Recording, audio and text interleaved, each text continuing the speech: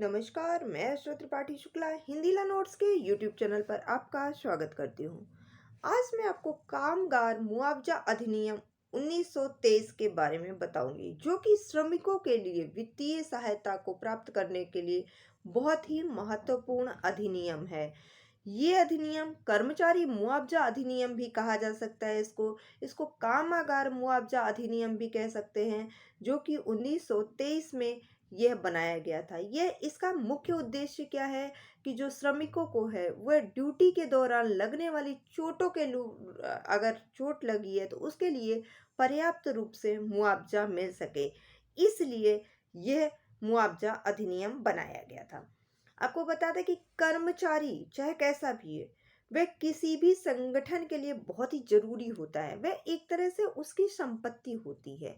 जैसे कि औरत की संपत्ति उसकी गहना होता है, उसी तरह किसी भी कंपनी, किसी भी फैक्ट्री या फिर किसी भी वर्क प्लेस की जो कर्मचारी होते हैं, वह उस कंपनी की संपत्ति होते हैं या बेशकीमती संपत्ति आप कह सकते हैं।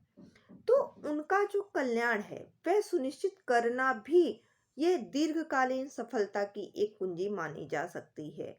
अगर किसी भी कंपनी की बात करते हैं, अगर किसी भी कंपनी का अगर कर्मचारी स्वस्थ रहेगा, कर्मचारी खुश है, तो वह ज़्यादा काम करेगा, अच्छे से काम करेगा, तो उस कंपनी का आर्थिक विकास, सामाजिक विकास ऑब्वियस सी बात है, होगा ही होगा।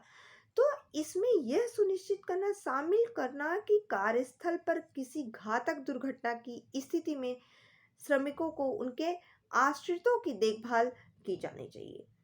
कि किसी कारणवश कंपनी में कार्य कर रहा था, फैक्ट्री में कार्य कर रहा था मजदूर, और उसका एक हाथ चला गया या फिर उसको चोट लग गई या कुछ ऐसा हो गया जिसकी वजह से अब वो 6 महीने कार्य नहीं कर सकेगा, या हो सकता है वह जिंदगी भर काम ना कर पाए। तो जो उनके आश्रित हैं, उसके बीवी हैं, बच्चे हैं, परिवार है, वह जो कि उन पर डिपेंड है, तो उनके लिए कहीं ना कहीं उनकी देखभाल भी तो आवश्यक है ना। वह सिंगल पर्सन था अपने पूरी फैमिली का, जो कि अपनी सैलरी से पूरा घर चलाता था। अब उसके साथ ऐसा हो गया, मान लीजिए कंपनी ने उसको, फिर वो कार्य करने लायक नहीं रह गया, कंपनी ने भाई कहा कि अब आप कार्य करने लायक नहीं है, कंपनी ने मान लीजिए निकाल दिया, फिर क्या होगा? आखिर उसके परिवार के लिए कुछ तो चाहिए ना। तो क्या होगा कि उसके आय का नुकसान होगा ऐसी स्थिति में।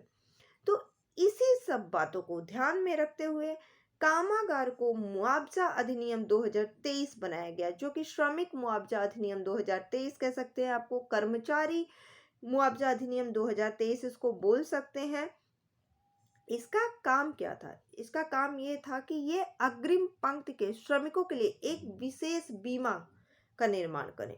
यानी कि यह ऐसा बीमा सुनिश्चित करे, यह सुनिश्चित करे कि जो कर्मचारी है, अगर उनको ड्यूटी के दौरान अगर कोई चोट लग जाती है, तो उसे उसके लिए पर्याप्त रूप से मुआवजा प्रदान किया जाएगा। क्योंकि उन्हें जो उच्च मुआवजे की राशि है, उसके आगे मुकदमा खतर इन सब से बचने के लिए उनका बीमा भी कराना बहुत ही आवश्यक है। तो कर्मचारियों को अधिक स्वस्थ और उनके जीवन को खतरे से बचाने के लिए ये जरूरी है कि कामगार मुआवजा बीमा योजना चलाई जाए। और इसी के तहत कामगार मुआवजा बीमा योजना भी आई। कामगार बीमा योजना, इसमें क्या हुआ? इसमें जो कर्मचारी हैं, जो क्षतिपूर्ति बीमा पॉलिसी के अंतर्गत आते हैं, इसमें क्या होता है कि जो नियोक्ता होते हैं, नियोक्ता को कानूनी देयता कवरेज प्रदान करता है, और ये वित्तीय आपात स्थिति में जब कर्मचारियों को सहायता भी करता है।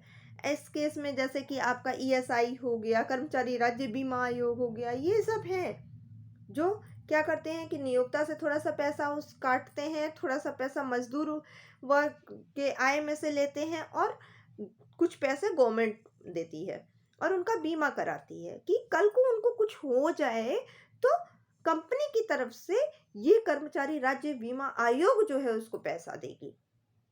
इस प्रकार बीमा नियोक्ताओं को वित्तीय राहत प्रदान करती है, क्योंकि जब कर्मचारी शुल्क लगाते हैं तो ये कानूनी लागतों को कवर करता है। और कुछ नीतियां ऐसी हैं, कुछ कार्यकर्ता, कुछ श्रम न्यायालयों के द्वारा जो आदेशित मुआवजा है उसको ये कवर कर सकती है। अब इसका दायरा क्या है?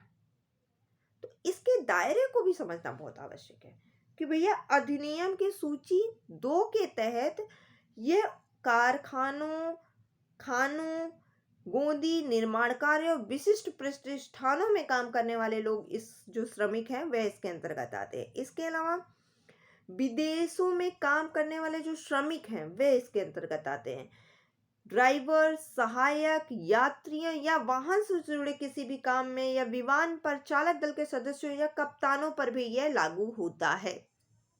रेल सेवक जो रेलवे के किसी भी प्रशासनिक जिला या अनुमंडलीय कार्यालय में स्थायी रूप से नियोजित नहीं है उन पर भी लागू होता है। अगर वह स्थायी रूप से नियोजित नहीं है तो उन पर भी लागू होता है।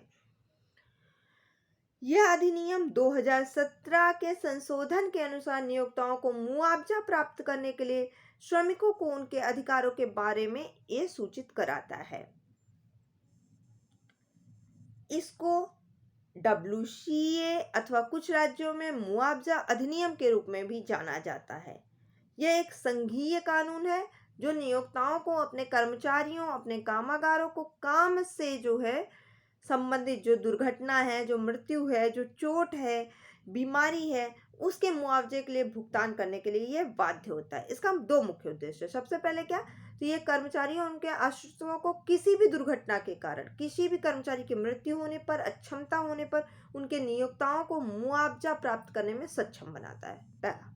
और दूसरा, यह नियोक्ताओं को अपने कर्मचारियों को मुआवजाओं को भुगतान करने के लिए बाध्य करता है यदि वे नौकरी से संबंधित कुछ बीमारी या बीमारी का अनुबंध करते हैं, तो ऐसे काम पर घायल होने वाले कर्मचारियों को यह मुआवजा प्रदान करता है।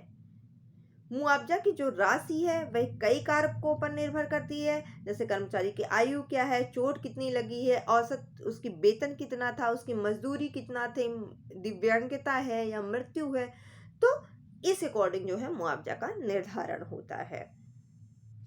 आज की वीडियो में बस इतना ही। आप हमारी वीडियो लगातार देखते रहिए। अगर आपको वीडियो पसंद आए तो प्लीज़ कमेंट में जा करके कमेंट जरूर कीजिए। नहीं पसंद आ रही है फिर भी आप कमेंट कीजिए क्या नहीं पसंद आ रहा है, और कुछ ऐड करना चाहते हैं तो भी आप कमेंट कीजिए। ज़्यादा से ज़्यादा कमेंट कीजिए जिससे हमें भी पता चले कि हाँ, आप लोग इतने अच्छे से हमारी वीडियोस देख रहे हैं, सुन रहे हैं। तो अगर आपको वीडियो पसंद आए तो प्लीज़ लाइक कीजिएगा, शेयर कीजिएगा, सब्सक्राइब कीजिएगा, बेल आइकन दबाना बिल्कुल मत भूलिएगा, जिससे कि हमारी वीडियो आपको लगातार मिलती रहे। धन्यवाद।